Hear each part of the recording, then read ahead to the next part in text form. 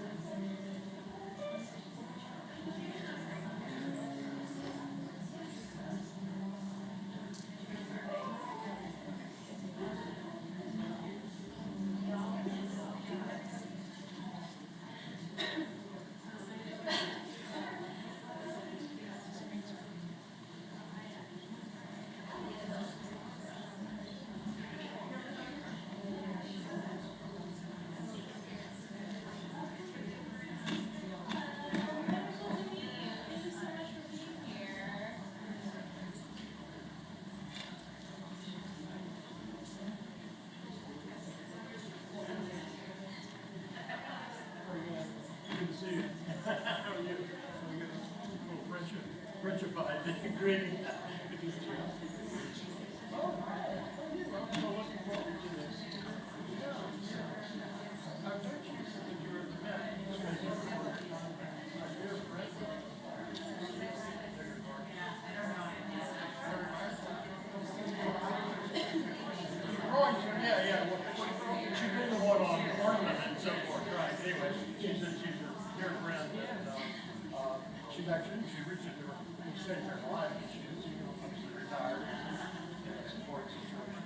She's somebody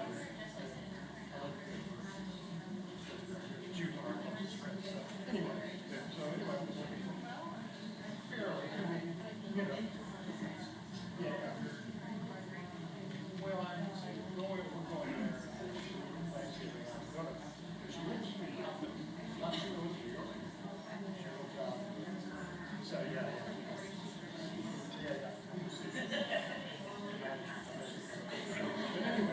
Good to meet you. I'm looking forward to your room.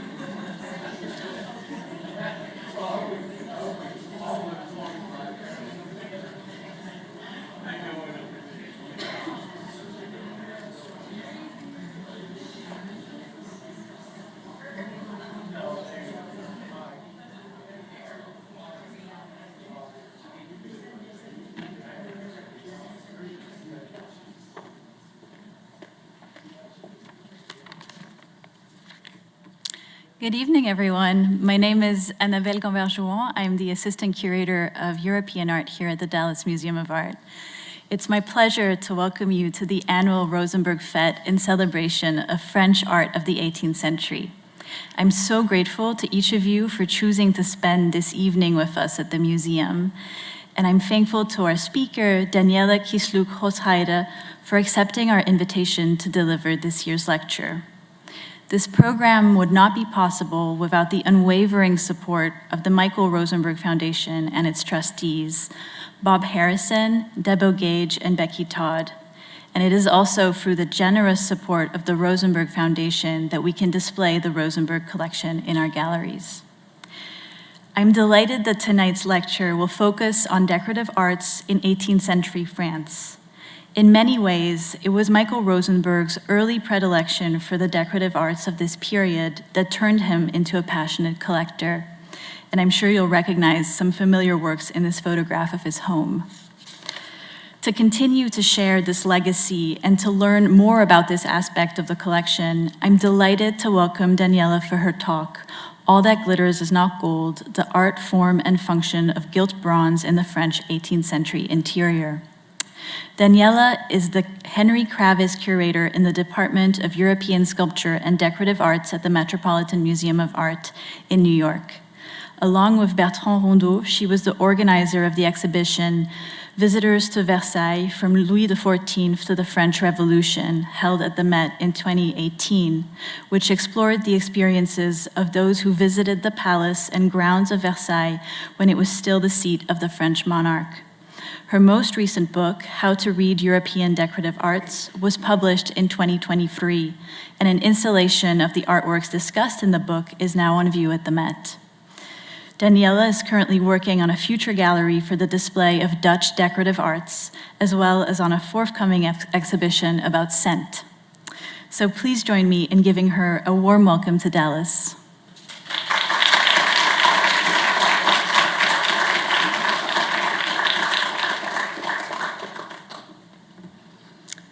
Thank you so much, Annabelle, for this warm welcome. It's my first visit, and I have loved every minute of it thus far. I spent a wonderful day here at the museum.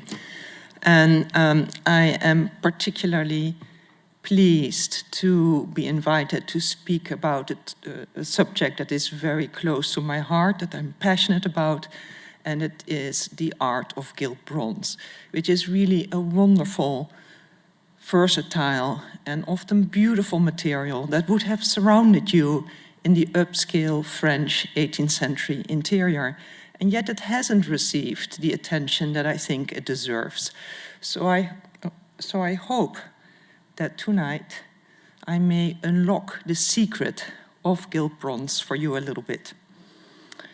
Well, as I said, gilt-bronze would have surrounded you in the French upscale interior. And before I go on, I should first say that the most beautiful, the best bronzes, gilt bronzes, were made in Paris. So if you were in the market to commission some candlesticks or hardware for the doors or a clock, you would definitely go to Paris but that's where you would find the most beautiful examples. And my second comment should be, before I go any further, is that all the images that you see tonight are in the collection of the Metropolitan Museum of Art, of all the objects that you see in the images, unless otherwise noted. So indeed, in the French interior, you would find timepieces, any type of lighting, fireplace furnishings, mounts on furniture and porcelain, scientific instruments, all embellished with gilt bronze. And it was in 1693 that the Swedish envoy, the diplomatic envoy, Daniëlle Kronström, wrote to the Swedish architect Nicodemus Tessin, and I quote, this was April in 1693, and I quote, "All the wall-lights here, in Paris, are now made of gilt bronze," end quote. And Kronström carefully wrote down all the latest developments in styles, in alterations at the court, so that Nicodemus Tessin could copy or work in a similar way in Sweden for the Swedish king. And Kronström would also send him designs, engravings, sometimes plans of gardens, so that they were in Sweden very well aware of the latest developments. Well, when Kronström wrote that all these wall lights are now made of gilt bronze, he might have had something like this in mind. And it was really that the material of gilt bronze received an incredible boost in 1689, when Louis XIV sent all his solid silver furnishings that had embellished the state apartments at Versailles to the mint to be melted down in order to pay for the war of the League of Augsburg. And there went solid silver tables, the tubs for the orange trees, chandeliers, the balustrade from around the bed, seats, you name it. Everything that had been made at a great cost was melted down, and of course only a fraction of that cost was recuperated by melting it down.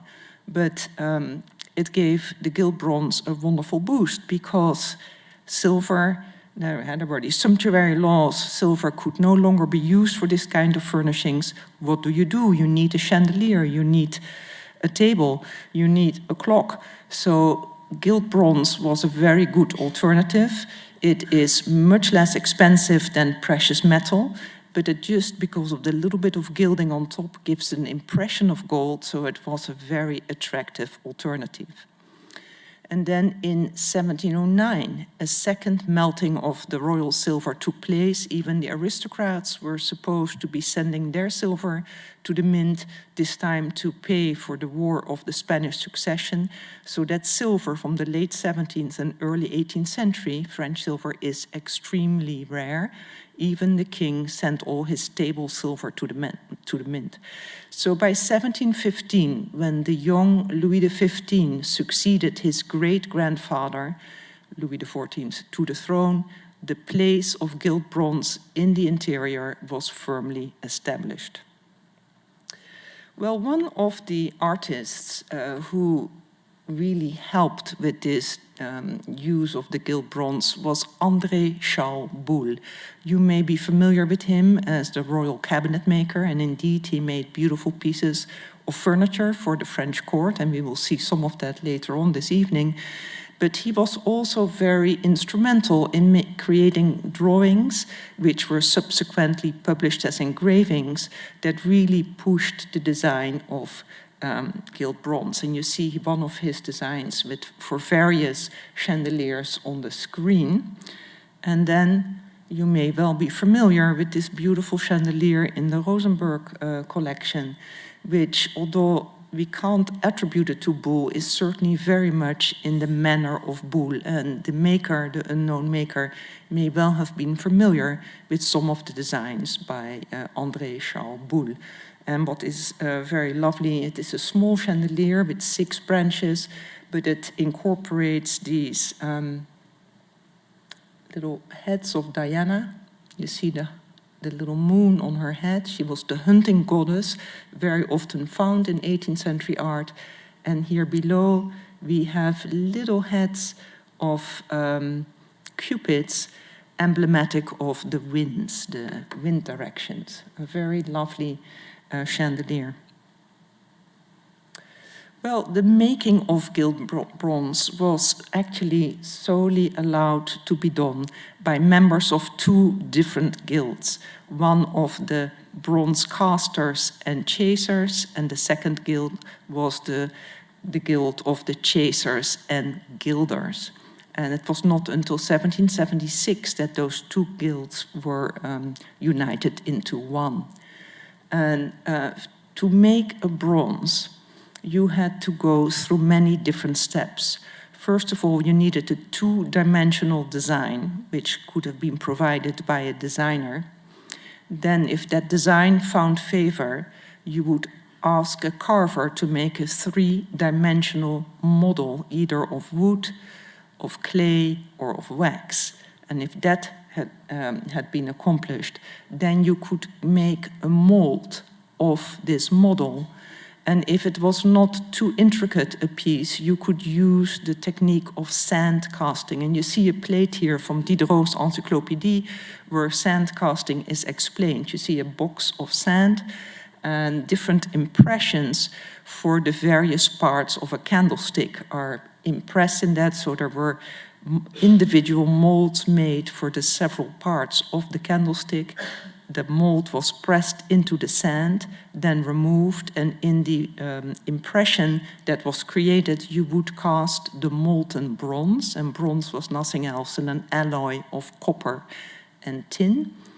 And once the bronze had hardened, you would remove it from the box. Then you would look at it. If it was a rough cast, you would refine it. If there were any unintended holes in it, you could plug them up. Anything that would stick out, you could file off. And then you had your rough cast.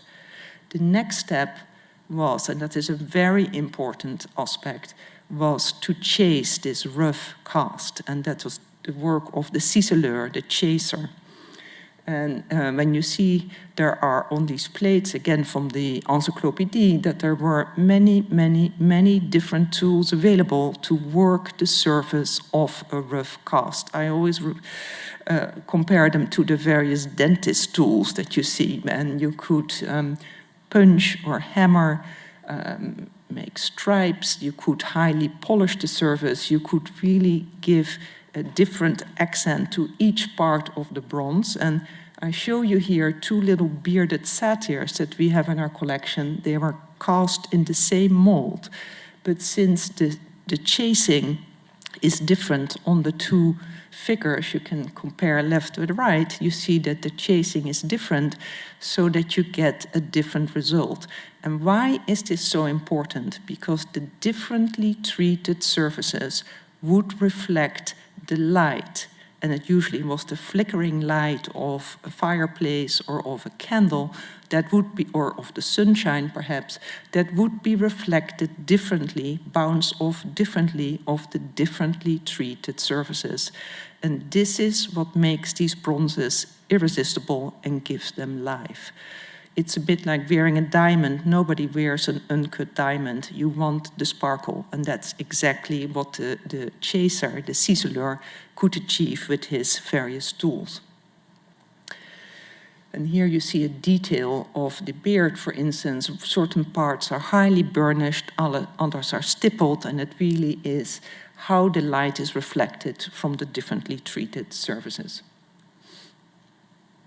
Well, we usually talk in one word of gilt-bronze, but we have to keep in mind that not all the bronzes that were created were automatically gilded.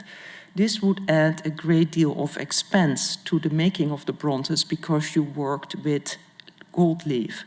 So many of the bronzes, after they had been cast and chased, they would just be dipped in acid to clean off the surface and then be lacquered with a yellow varnish that gave them the impression of being gilded, but they were actually not. That varnish could easily rub off when you use a piece very often, and then you find that at some of the marchand marché, the luxury dealers, bronzes were returned to be redipped in the acid and re-lacquered. Even some of the bronzes for the king and the queen were just varnished. But if you were in the market, it's a bit like the car. Do you want the sunroof or the leather upholstery? If you were in the market for the extra gilding, then you would go through the process of having the surface gilded. Now, this was a very dangerous process because you would work with ground gold leaf, ground gold, and hence the French name is or moulu, meaning literally ground gold, that you would mix with an amalgam of mercury. You would paste it on the surface of the bronze, then heat it over an open flame so that the mercury would evaporate, causing dangerous fumes, and many of the gilders actually got poisoned or even died. So it was a very dangerous technique, and today you're not allowed to do any gilding like that. You're not allowed to do that. It all has to be done in a different technique. But at the time, you know, it had to be repeated several times so that the gold would settle once the mercury evaporated, and after you've done this 3, 4, 5 times, a thick enough layer of gilding had adhered to the surface. Then again, you would go over that surface with various tools, with an agate or a heliotrope stone, to again really burnish the highly polished areas and matte the other areas so that you get the full effect of the chasing. And here again, the plate from Diderot's Encyclopédie. Well, gilt bronze is a marvelous material. Unfortunately, or fortunately, its survival rate is very, very good because the melt value is not very high. So kings did not send their bronzes to the mint. So the survival rate is excellent. That is positive. What is not so positive is that very few works in gilt bronze are actually signed, and that it is really hard to date them. But there are some wonderful exceptions. We have this incredible Rococo clock case in our collection, which was made by Jacques Cavieri, one of the best gilt bronze makers in Paris, who had a royal privilege. So for that reason, he was allowed to do the whole casting, chasing, and gilding process in his own workshop. If you had royal protection, you didn't have to follow the gilt rules. And he made outstanding bronzes, as you can see. Now, the gilt bronze furnishings very much followed the same stylistic developments as the rest of the interior, or as the paintings, or the textiles, or the furniture. And you see how the curvy linear outline of the Rococo objects really lent themselves beautifully to the making of gilt bronze. This clock case again tells a story. You see a sunburst at the top, then you have the goddess here again of the hunt. It's a little hard to see, the Diana, the goddess of the hunt. She's looking straight at one of her hunting dogs, and then below, really caught in a web of scrolls and rocaille and so on, is one of the hunted deers. On the case, you see the name Cavieri, so this is one of the exceptions. This is a signed piece. And even better than that, we can also very safely date it, because there was a short time, a 4-year period, from February of 1745 until February from 1749, that the crown, always looking for ways of raising money,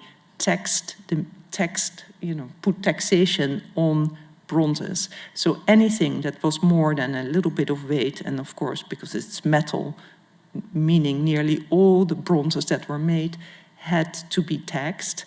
And once the tax had been paid by the metal workers, a little crowned C would be struck into the bronze to show that the metal worker had paid his dues, his tax. And when you find, and they're very tiny, it's the C for cuivre, meaning copper, and a little crown because it was a royal tax. And if you find that on your pieces, you can really date them 1745 to 1749. So that is very helpful. Well, I already mentioned André Charles Boulle earlier in terms of the designs for the chandeliers. He was a royal cabinet maker. He had received workshops in the Louvre where he made outstanding pieces of furniture, oftentimes with the marquetry of tortoiseshell and brass, as you see on this chest of drawers. And since he had the royal protection, he also had bronzes cast, chased, and gilded in his workshops. Quite against every guild regulation, but because he had the royal protection, he got away with it. And in 1708, he made the first commode, the first chest of drawer for the bedroom of Louis XIV at the Trianon, and that is this very bombastic piece of furniture, of which we at the Met have a later one. We think that dates to about 1710, and you see how Boulle was very interested in adding bronze mount to his pieces of furniture. Now, what is the use of these mounts? And they are both highly protective, they're very functional, but they also add a great deal of sculptural beauty to every piece. And you see it right here, protective. You see that bronze mounts are almost always found at the feet, where you might inadvertently kick the leg of a furniture, or when you have zealous cleaning going on in your rooms, you might inadvertently damage the feet. Always at the corners, again, where you would bump into a piece of furniture.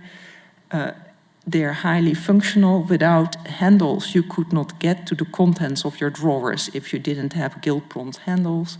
You see also that there are moldings around the drawers, really delineating the shape of the piece. And in the time of the Baroque and the Rococo, when there were such serpentine shapes, these moldings of gilt bronze really help to focus your eye on the wonderful serpentine shapes. What Boulle also did was adding a great deal of sculptural beauty to this piece of furniture, particularly if you look at the corner mount. What he had not taken into consideration was that between the very thick marble top and the weight of the bronzes, the framework for this commode could not sustain itself. And he had to add those little spiraling inner feet to make up for that. And he kept that in later copies of this commode as well.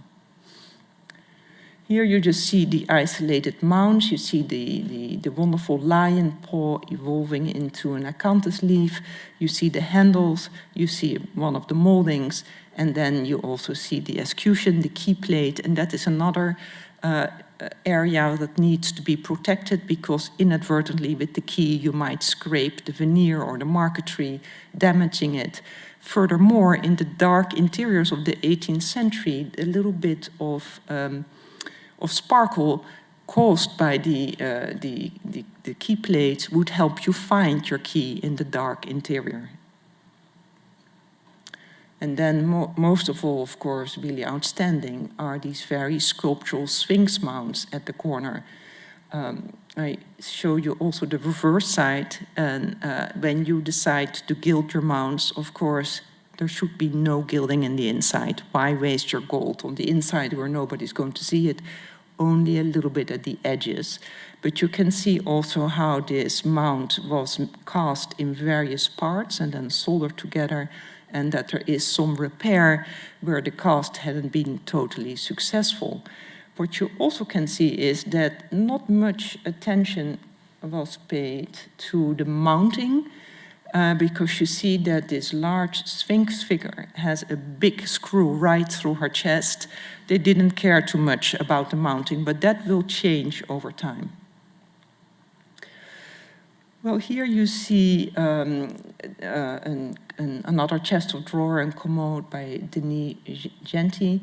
And even though this cabinet maker didn't have any royal protection, he must have had close contact with the members of the Metal Makers Guild, because you see, once we removed half of the mounts on the facade of this commode, that in the darker amaranth wood, you clearly see the outline and the placement of where the mounts are going to be.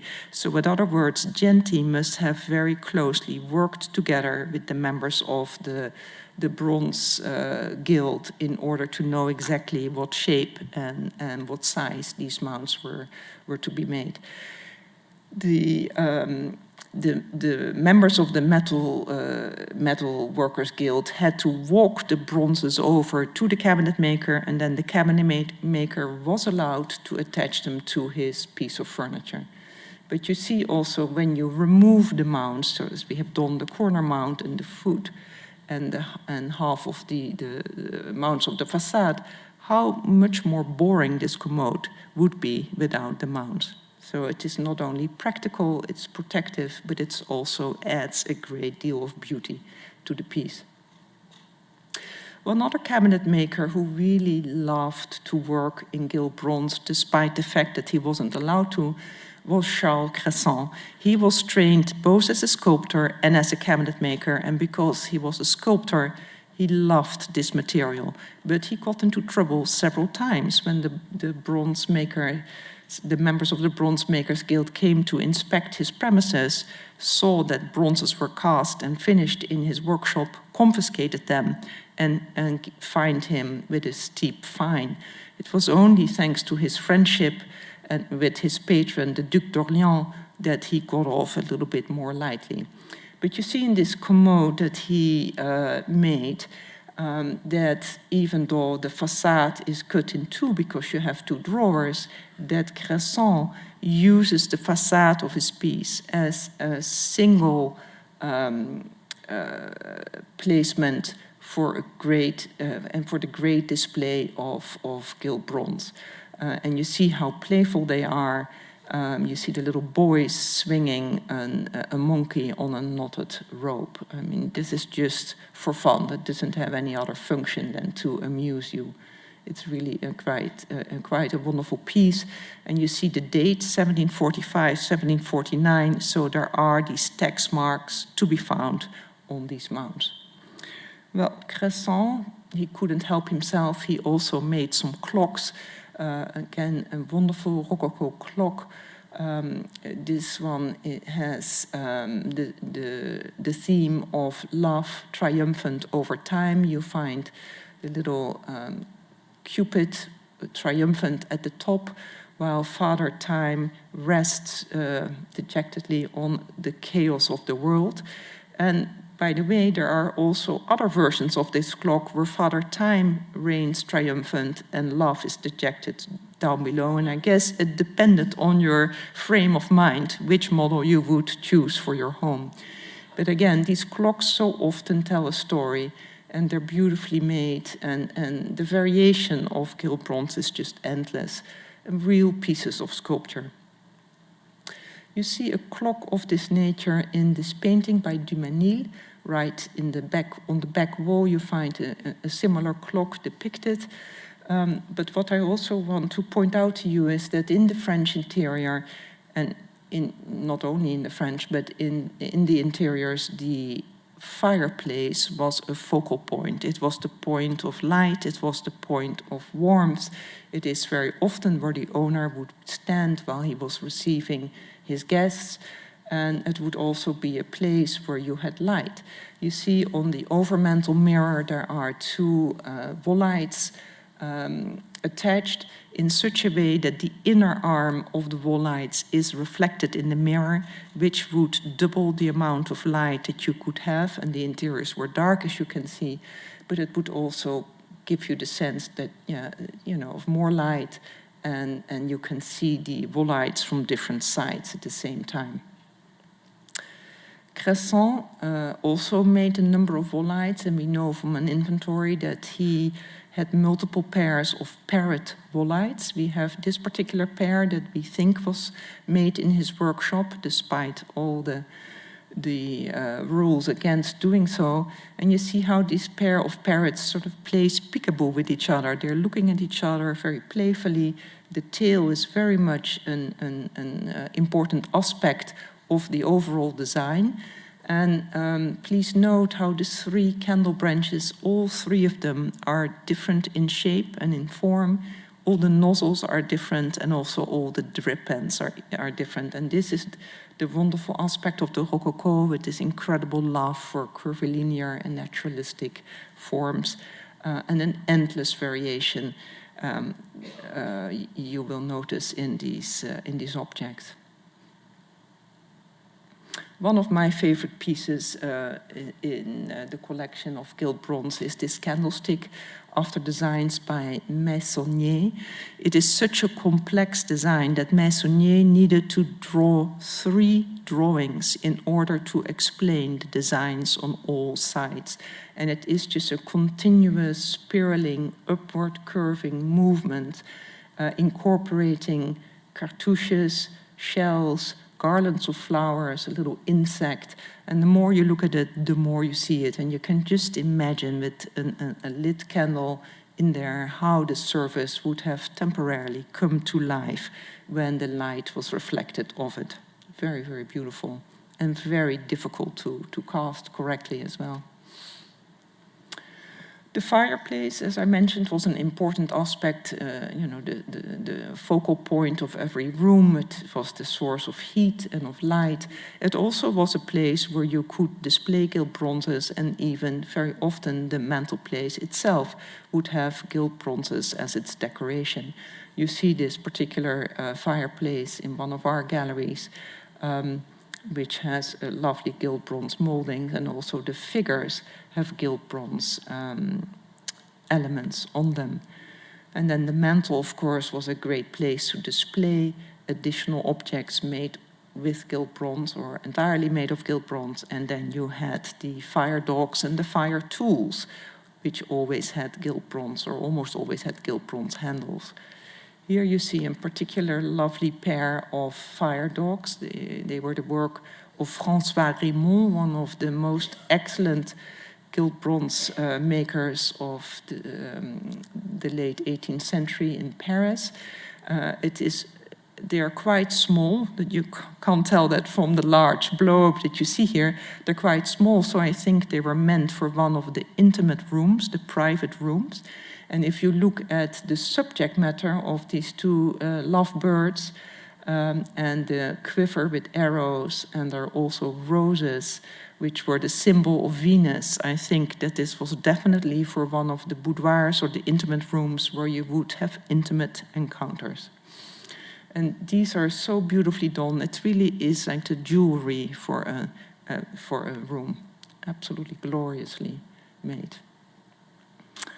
Well, I've always enjoyed this painting by Danlou of the Baron de Besenval, admiring his collection of mounted Celadon vases in gilt bronze. He's seated next to the fireplace, which is still, for 1791, still a Louis XV style, Rococo style fireplace, but the fire dogs in the opening are definitely in a neoclassical style.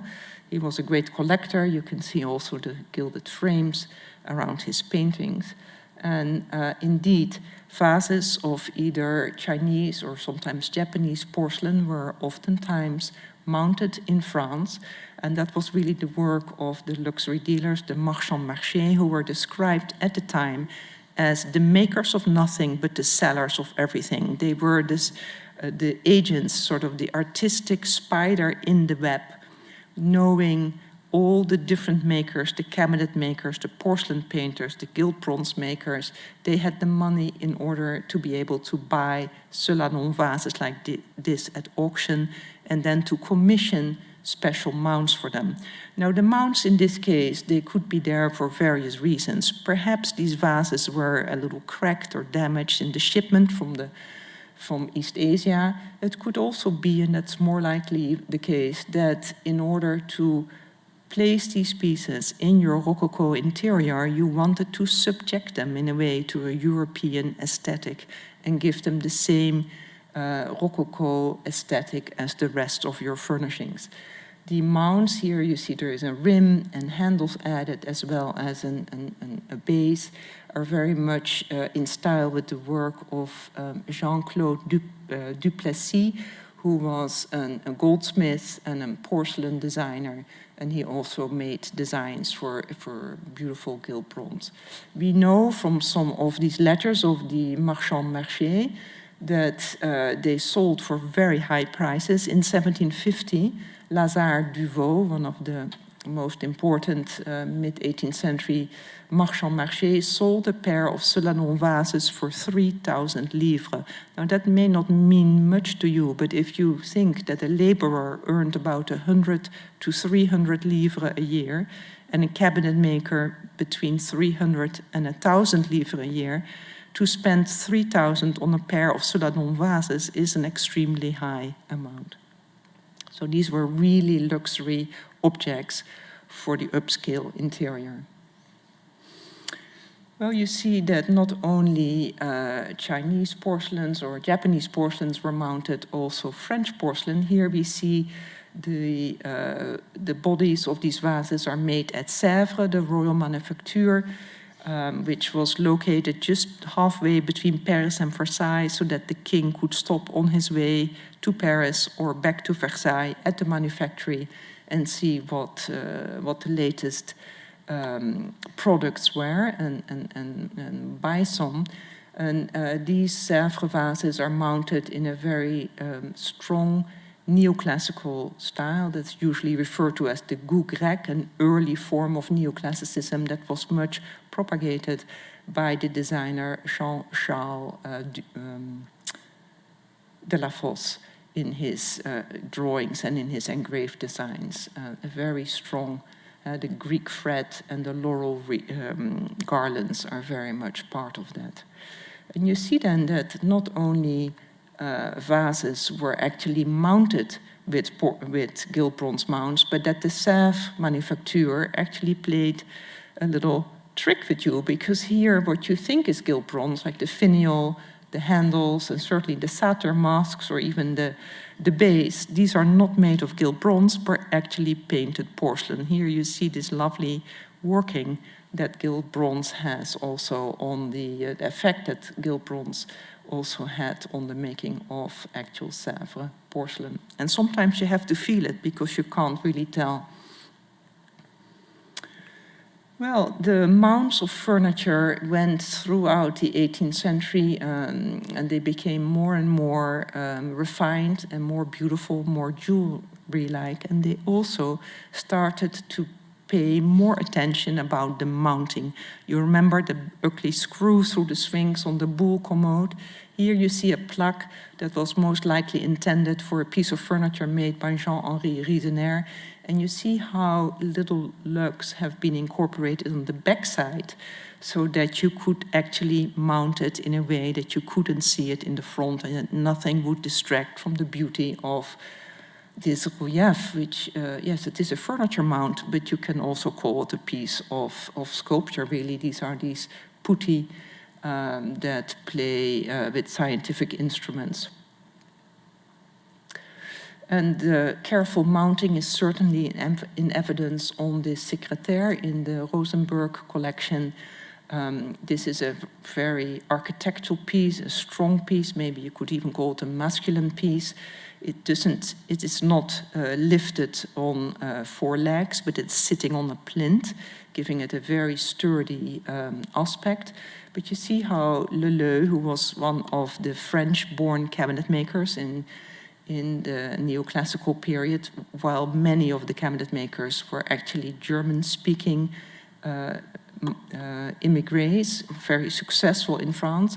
Leleu was trained by one of the German makers, Jean-François Euben, and in that workshop, in the Euben workshop where he trained, he certainly would have been exposed to beautiful marquetry. And you see how on the surface of this secrétaire, he uses this marquetry with very much distinction, carefully cutting, sometimes quartering the tropical timbers, making great use of their natural veining, creating striking patterns in geometric shapes. He does that very, very well. You see how he uses gilt-bronze to frame both the drop front of the secrétaire, but also the 2 doors in the lower part as if it were a single panel. He uses bronzes at these fluted uprights at the corners, and that is an element that you find very often in work by Leleu. And the last thing is the gilt-bronze frieze of interlaced ivy, again, very beautifully mounted. You have to very carefully look to see any pins to hold them to the frame of the piece, beautifully done. And that frieze returns on a number of furniture pieces made by Leleu. We do not know from whom he bought these mounts, but they certainly are very high quality. It really is nice to look at them. And here you see how the piece looks in the interior, and there again it is still not very functional. Without the little ring handles, you couldn't access the interiors of your drawers. And then last but not least, you have this wonderful mantel clock in the collection.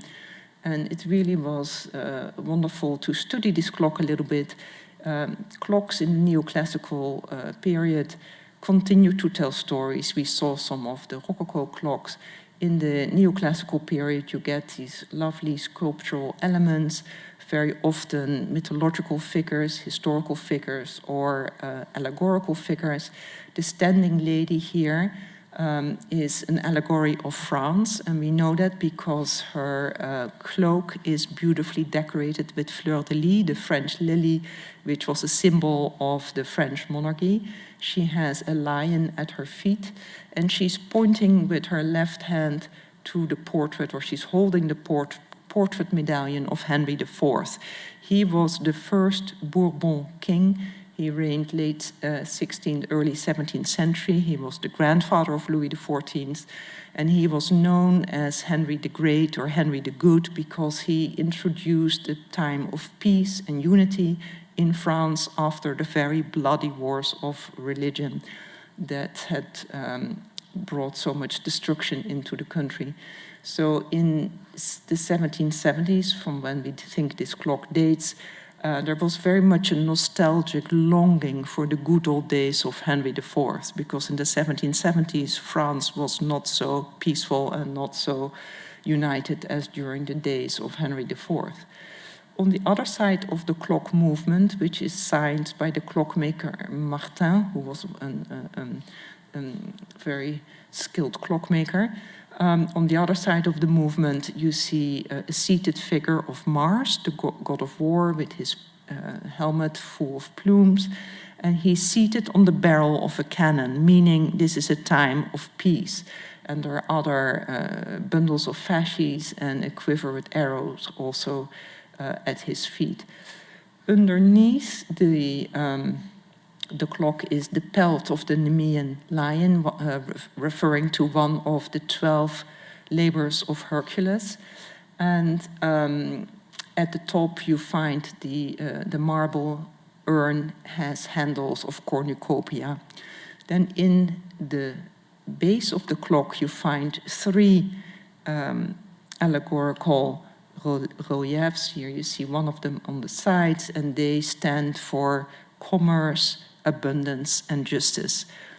Now we know, and you can see now the side of this figure, the fleur-de-lis on her robe, that there was a clock of this description in the collection of the Duc d'Orléans at the Château de Rancy, which was seized during the Revolution, and then we lose track of it. And I very much wonder if this is that particular clock. That would be really wonderful to give it such a provenance. But it wasn't the only clock of this model that existed, because today at Versailles, in the Cabinet Intérieur, the private study of Louis XV, we find this clock. And you see it is very similar, but it doesn't use marble. It's all made of gilt-bronze, except for the revolving enamel bands in the urn on top, which show the signs of the zodiac, the name of the month, and the days in the month. But again, you have France pointing to where used to be a medallion of Louis XV. That was very much, I think, a victim of the French Revolution, when any signs of royalty were removed from furniture and from clocks and so on. There is no lion at the French allegory's feet, but you find an orb with fleur-de-lis, but the figure of Mars is very much the same, and the pelt of the Nemean lion as well. So this clock was still in the room in 1784, under Louis XVI, then removed during the Revolution, but since recently the clock is back at Versailles. So this is an alternate version of the clock, and we know that Louis XV commissioned a clock of this nature for himself, for his Cabinet Intérieur. But that is not all. There is yet another clock, and I apologize for the bad quality of this clock, of this image, because I took it from a book. There is yet another version of this clock, slightly different, really speaking to the great versatility of gilt-bronze. Here you see a same figure, but she's not France, she is Great Britain. And we know that because at the lion at her feet there is a shield with the standard of Great Britain, and she is holding a portrait of George III, the English king. But the figure of Mars is exactly the same, and also the reliefs in the base are exactly the same. So, was this clock perhaps commissioned by George III, or was it commissioned as a gift for the British ruler? We don't know the history, but it's nice to see yet another version of it. And then last but not least, there is one more, and here we go really wild, because the figure of the lady is not France, it's not Britain, it's Russia. She has at her feet the imperial orb, and there is a coat of arms of the Stroganov family, of the Romanov family, excuse me, underneath the movement. And very likely there would have been a portrait of Catherine the Great, and allegedly this clock was commissioned by Louis XV as a gift to the Russian empress. But I think it is just nice to see what you could do with just slight changes to the same model, creating a totally different story, if you will. Well, I do hope that you have received a bit of better understanding and more appreciation for the wonderful material of gilt-bronze that would have surrounded you in the French interior of the 18th century, to which it added so much richness, luxury, beauty, and of course also a welcome sparkle. And it certainly would have given great pleasure, aesthetic pleasure, to the beholder. Thank you so very much.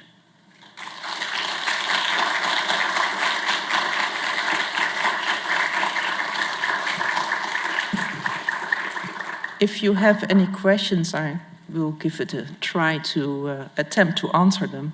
And Christina has a microphone for you to use. Perfect. So please raise your hand. I think we have a question over there, and then we'll come around with the mic. I'll speak loudly. I'm a tall guy, so I got a loud voice.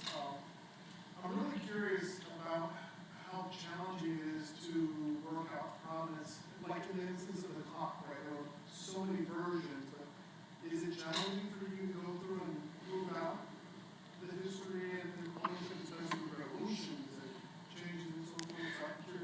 Yes, provenance is the big question, and especially today, as you may well be aware. You know, with the royal clocks, we sometimes are lucky that there are inventories made, although the clock made for Louis XV, which is back at Versailles today, apparently was a private purchase, so it is not in the state inventories. And then, you know, the revolution, of course, lots of things were taken and removed, and yes, so it is hard, and certainly the clocks that appear on the art market without any indication of provenance, you know, you have to have luck in order to find out. I do hope that we will be able to figure out the true provenance of the Rosenberg clock. I have hoped that they will be able to do that, so that would be really lovely, yeah.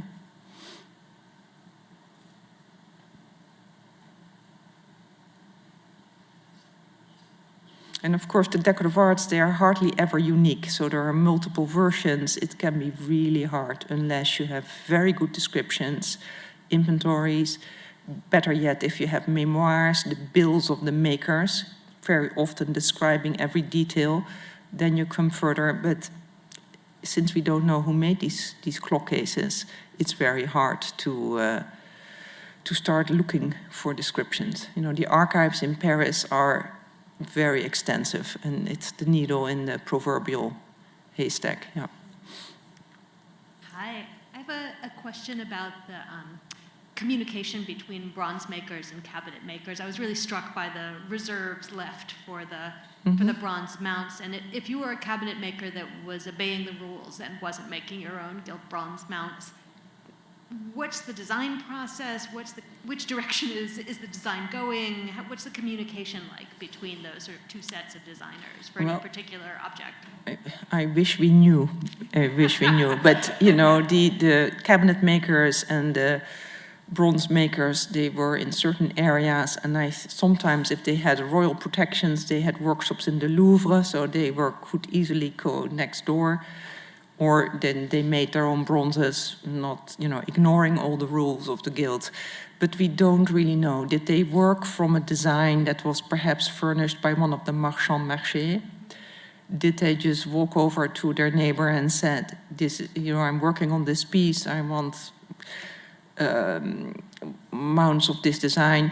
It's certainly with the better pieces that you find that there was great thought put into the overall look.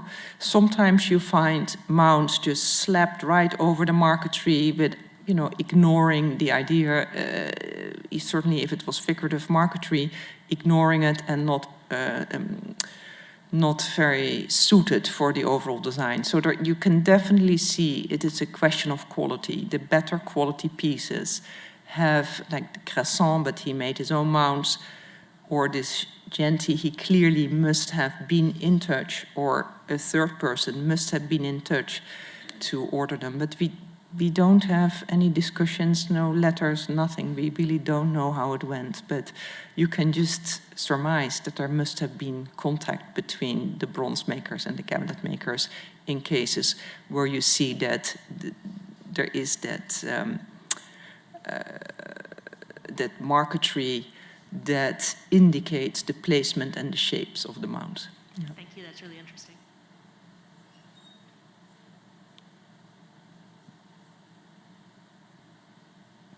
Any other questions?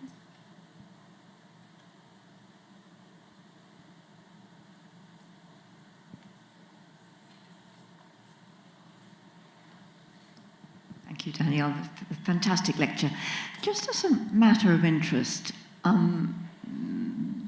Marquise Pompadour was often referring to her mounts going out for re-gilding.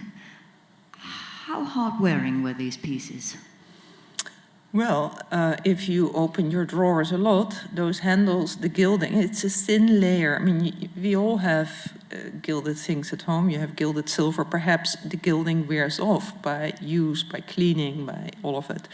And we know from a document that Louis XV sent some of his wallites back to the marchand marché because he felt that the gilding wasn't bright enough compared to the new gilding of his brasserie in a particular room. So things were regilded at the time. Of course, if you don't touch it, it doesn't wear off so much, but they get a little patination. And it depends how much you use it, basically, and how much you clean it, how quickly the gilding or the lacquer wears off. But indeed, Madame de Pompadour, she had her mounts sent back and regilded, yeah. Well, and I have to say, I mentioned that sometimes you decided not to gild your mounts, which was not, and they were just varnished in a yellowish varnish, making them look like gilding. But in the 19th century, this was not understood, that was also totally authentic. So in the 19th century, many pieces that had just been varnished were gilded. So that today we hardly have any examples of varnished bronzes left.